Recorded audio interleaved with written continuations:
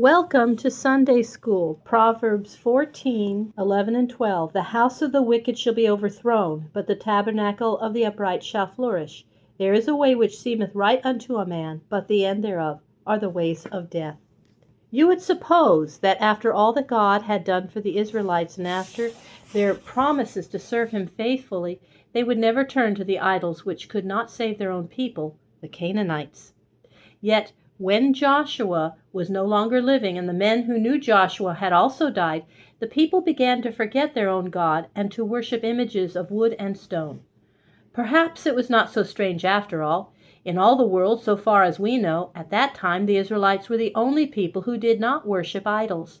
All the nations around them, the Egyptians from whose land they had come, the Edomites on the south, the Moabites on the east, and the Philistines on the west beside the great sea, all these bowed down to images, and many of them offer their own children upon the idol altars. Then, too, you remember that the Canaanites had not been driven out of the land.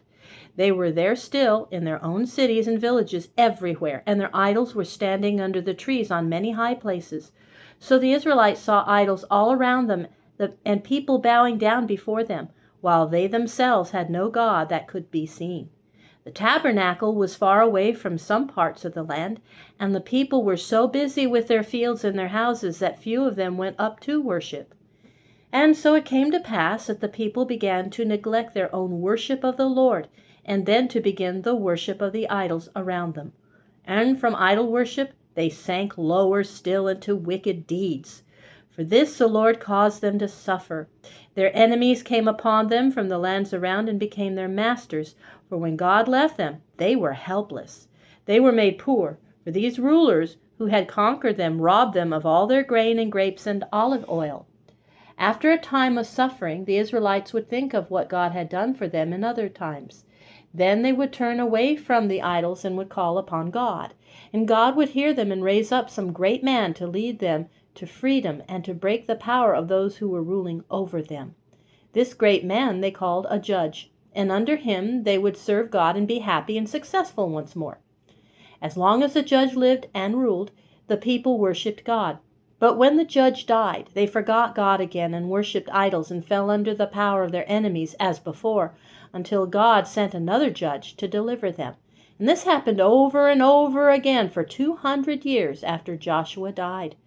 7 nations in turn ruled over the Israelites, and after each oppression, as this rule was called, a deliverer arose to set the people free. The idols which the Israelites worshipped most of all were those named Baal and Asherah. Baal was an image looking somewhat like a man, and Asherah was the name given to the one that looked like a woman. These images were set up in groves and on hills by the Canaanite people, and to these the Israelites bowed down, falling on their faces before them. The first nation to come from another land against the Israelites was the people of Mesopotamia, between the 2 great rivers, Euphrates and Tigris on the north. Their king led his army into the land and made the Israelites serve him 8 years. Then they cried to the Lord, and the Lord sent to them Othniel, who was a younger brother of Caleb. He set the people free from the Mesopotamians and ruled them as long as he lived and kept them faithful to the Lord. Othniel was the first of the judges of Israel. But after Othniel died, the people again began to worship images and again fell under the power of their enemies. This time it was the Moabites who came against them from the land east of the Dead Sea. Their king at this time was named Eglon, and he was very hard in his rule over the Israelites. Again they cried to the Lord, and God called a man named Ehud, who belonged to the tribe of Benjamin, to set the people free. Ehud came one day to visit King Eglon, who was ruling over the land. He said, "I have a present from my people to the king. Let me go into his palace and see him." They let Ehud into the palace, and he gave to the king a present. Then he went out, but soon came back and said, "I have a message to the king that no one else can hear. Let me see the king alone." As he had just brought a present, they supposed that he was a friend to the king. Then, too, he had no sword on the side where men carried their swords.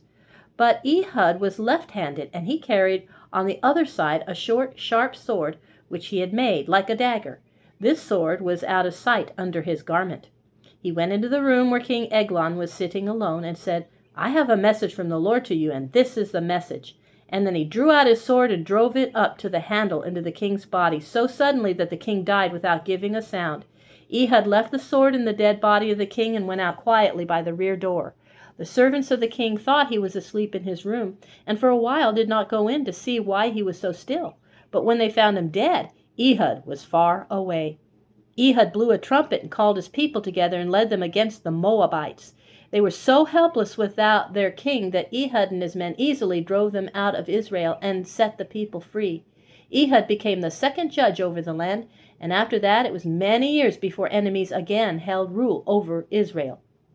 The next enemies of Israel were the Philistines, who lived on the shore of the Great Sea on the west. They came up from the plain against the Israelites, but Shamgar, the third judge, met them with a company of farmers who drove the Philistines back with their ox goads, and so kept them from ruling over the land.